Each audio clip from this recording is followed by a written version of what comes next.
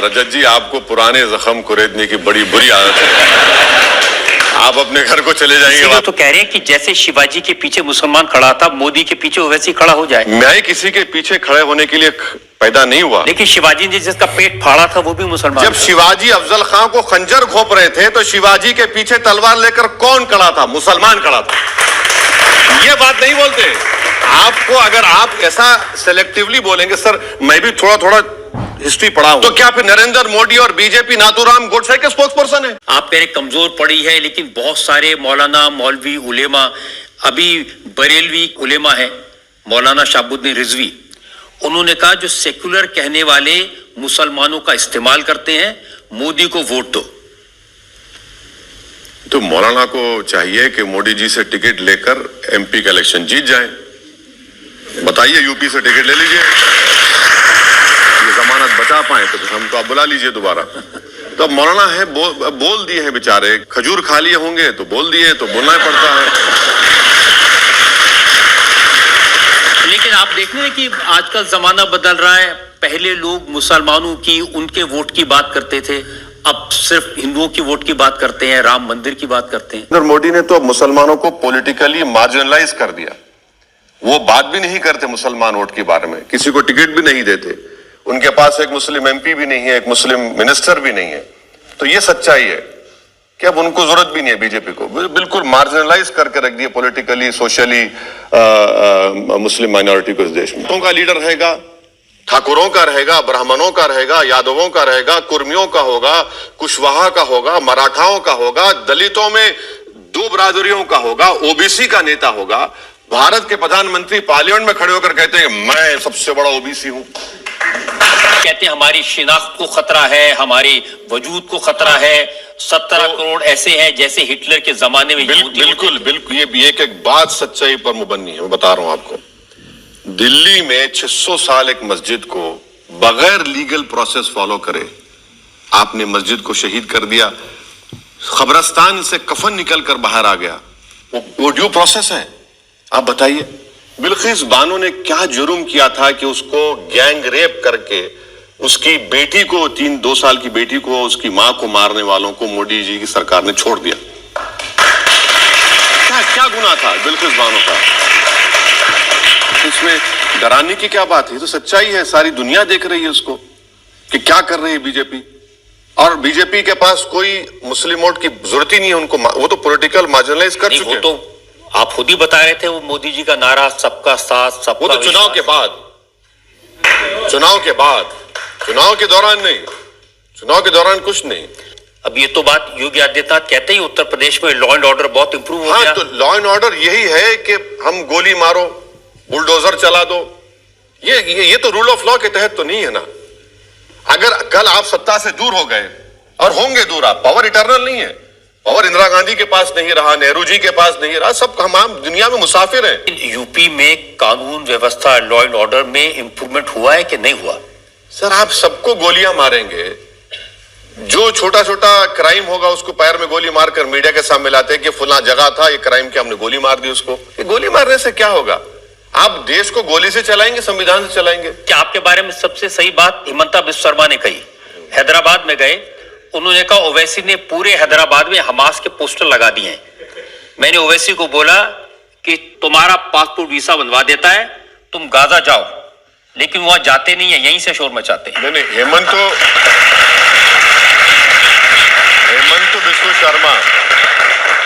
हेमंत बिस्वा शर्मा वो कुत्ते और बिस्किट की दास्तान में कंफ्यूजन ला लिए। वो कुत्ते और बिस्किट की दास्तान थी।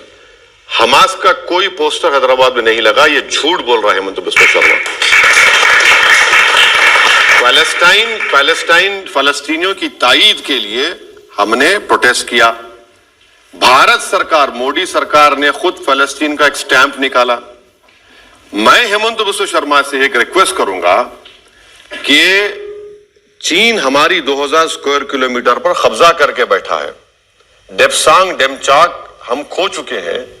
65 पेट्रोलिंग पॉइंट में से 22 पर हम नहीं जा सकते, वहां के एसपी ने कहा मोदी जी के सामने। तो मैं हेमंत बिस्वा शर्मा से रिक्वेस्ट करूंगा कि भैया तुमको जाने के लिए नहीं कह रहा हूं मैं, तुम आरएसएस का पैंट पहनकर लट लेके मत जाओ। मैं यही कह रहा हूं कि मुझे और रजत शर्मा को कैमरा के साथ डेप्सांग डेमचौक लेकर चल जाओ, हम देखना चाह रहे हैं वहां पर क्या हो रहा है, इतना कर दो बस आप। या आप ये बताइए, भारत सरकार फलस्तीन की जुल्म के खिलाफ आवाज क्यों नहीं उठा रही? भारत सरकार इंटरनेशनल कोर्ट ऑफ जस्टिस में क्यों नहीं गई? साउथ अफ्रीका चले गया, हाँ आपके ब्राजील चला गया, हम G20 है, G20 में बड़े बड़े मालिक चले गए। उस ऑफर का क्या करेंगे जिसमें वो आपको कह रहे हैं मैं आपको गाजा पट्टी भेज देता हूं, चले जाइए? नहीं, मैं देखिए गाजा पट्टी जाने का है तो चलिए, भारत सरकार डेलीगेशन लेकर जाए, हम जाने तैयार है। भारत सरकार चल के देखे। हम चाहते हैं कि 20 लाख की आबादी गाजा की, 13 लाख लोग बेघर हो चुके हैं, 30,000 लोग इजराइल ने मार दिया, जिसमें से 16,000 मासूम बच्चे हैं, 8,000 लोगों की लाशें बिल्डिंगों में डिब्रिस में पड़ी हुई हैं, और मोदी जी बात ही नहीं करते। और मोदी जी क्या करते हैं? दुबई जाते हैं, वहां शेख को मिलते हैं, या हबीबी आगल। अब बताइए, जैसे आर्टिकल 370 हटा दिया, जैसे हमने राम मंदिर बना दिया, ऐसे ही निजाम और ओवैसी दोनों हैदराबाद से मिट जाएंगे। हम नहीं मिटेंगे, जब तक दुनिया रहेगी हम इंशाल्लाह हम रहेंगे, आबाद रहेंगे। हाँ, जिस दिन हम मिटेंगे उस दिन दुनिया ही मिट जाएगी, याद रखो। जब जनसंख्या गिनने वाले लोग जाते हैं जी, तो मुसलमान अपने 9 में से 5 बच्चों को अंदर छुपा लेते हैं, 4 को गिनवाते हैं, 5 को नहीं गिनाते।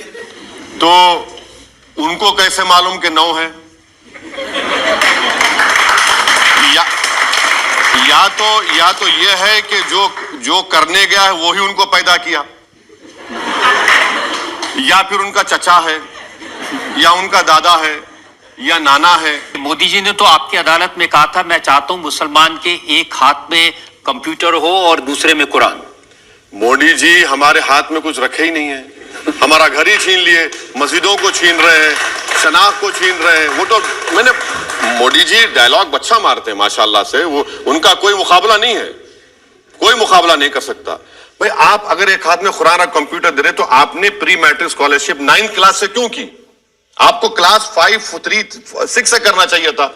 आपने मौलाना आजाद फाउंडेशन क्यों बंद किया जिसमें लोग PhD करते? आपने क्यों बंद किया उसको?